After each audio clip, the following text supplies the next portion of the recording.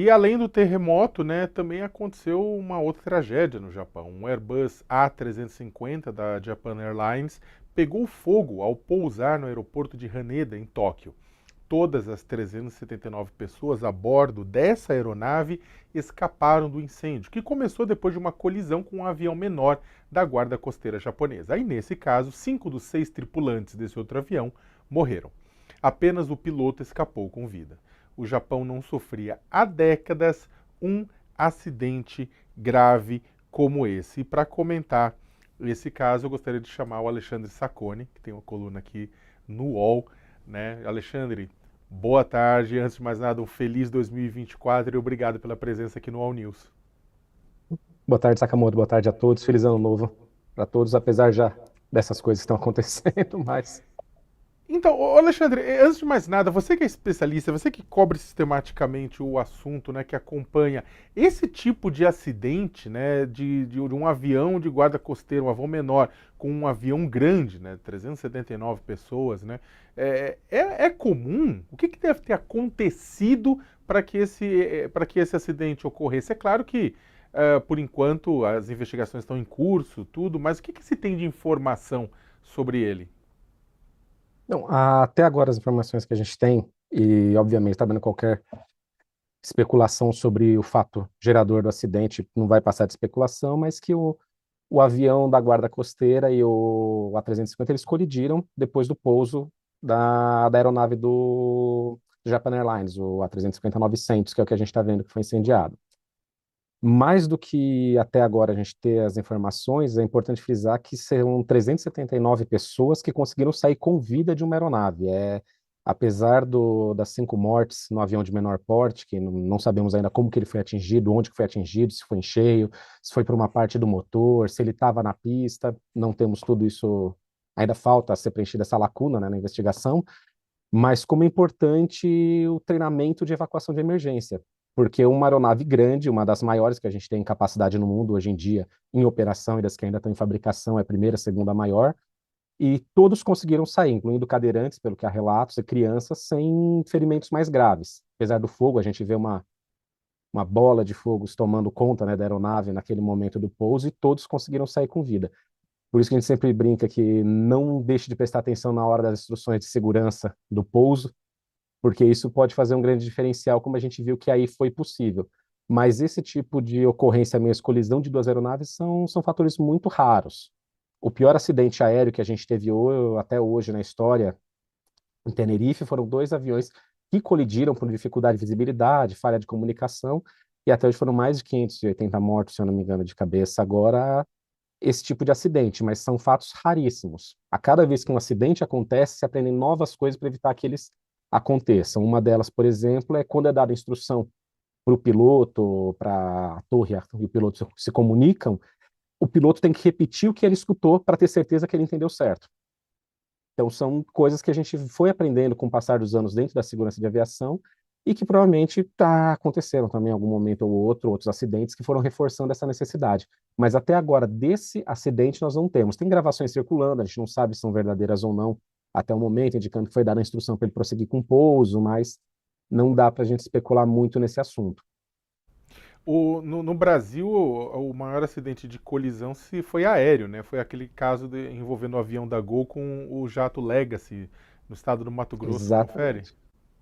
Exatamente, esse foi o pior que a gente teve no ar, né, em voo, e nós tivemos também um outro grave aqui no aeroporto de Congonhas, mas aí já foi a aeronave saindo da pista e tendo uma colisão, e são coisas muito difíceis de acontecer.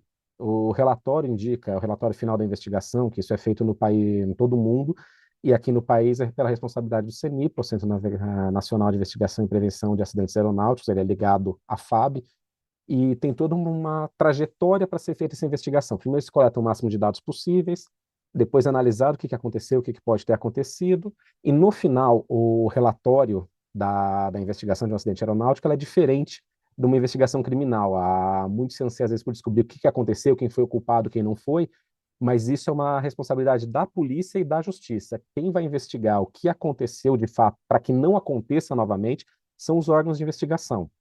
E aqui no Brasil, como o CENIPA fez, ele indicou o que aconteceu naquele momento, né, o que pode ser feito para evitar novamente, né? E faz recomendações, se for o caso, para o fabricante, para os órgãos de controle de tráfego aéreo, para os operadores, para os pilotos, para as companhias aéreas, para evitar que isso aconteça. E, em paralelo, ocorreu uma investigação, no caso na esfera criminal e também com o que pode gerar indenização na esfera civil, que foi na Justiça Federal. São duas áreas diferentes.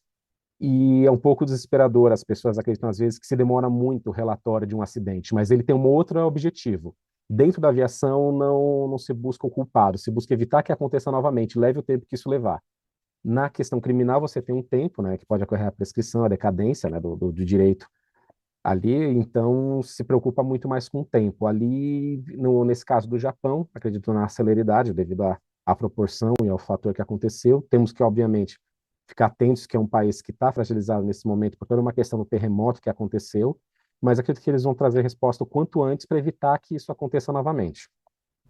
O Alexandre escreveu uma coluna, pediu o pessoal colocar na tela, Japão como é o avião que pegou fogo em um dos melhores aeroportos do mundo. Você comentou agora há pouco, né, que esse A350 é um dos maiores da aviação comercial. E eu queria que você falasse um pouco sobre o avião, né, baseado na sua coluna, mas também falasse um pouco sobre essa informação de que esse aeroporto é um dos melhores aeroportos do mundo. O que faz dele um dos melhores aeroportos do mundo? Ah, sim, sim. Bom, o A350, como disse, já é um dos maiores agora, fica em primeiro e segundo lugar, dependendo da interpretação de quem analisa as fontes, em capacidade de passageiros transportados. Isso é um fator muito interessante hoje, que nós tivemos a parada da produção do A380, o 747 também deixou de voar, então ele assumiu esse lugar. É uma aeronave já feita com novos materiais, são materiais compósitos, principalmente fibra de carbono, ligas de titânio, novas ligas de alumínio, que torna um avião mais leve, acaba consumindo menos combustível, polui menos, que é uma preocupação muito grande do setor agora, e também, entre os detalhes, facilita a manutenção em diversos aspectos. Tem duas variantes, tem a versão A350-900 e a 350.000, um pouco maior, não é esse que se acidentou, a que se acidentou foi a 350-900, se eu não me engano agora era 369 assentos, estava com 367 ocupados, mais os tripulantes, totalizando 379 pessoas a bordo. São a saída de emergência, ele tem que ser evacuado em até 90 segundos, isso é uma regra da aviação, justamente por causa do calor e das chamas não tomarem conta da cabine, com metade das portas de saída de emergência disponíveis. A gente pode ver ali que, em algumas cenas, a gente vê o pessoal saindo, vídeos que estão circulando, até a gente acredita que sejam especificamente desse acidente, sem malas na mão. Aconteceu alguns anos atrás um acidente na Rússia, que o relatório final apontou que a mortalidade daquele acidente, a quantidade de pessoas que morreu devido ao calor e ao fogo dentro do avião, foi porque muitos passageiros estavam tentando tirar a própria bagagem e atrasando a saída. Então as pessoas foram ficando, passou o tempo de evacuação da aeronave e acabaram morrendo. Nesse acidente a gente vê que, aparentemente, até agora, com as imagens que a gente tem, as pessoas respeitaram essas determinações e foram saindo o quanto antes.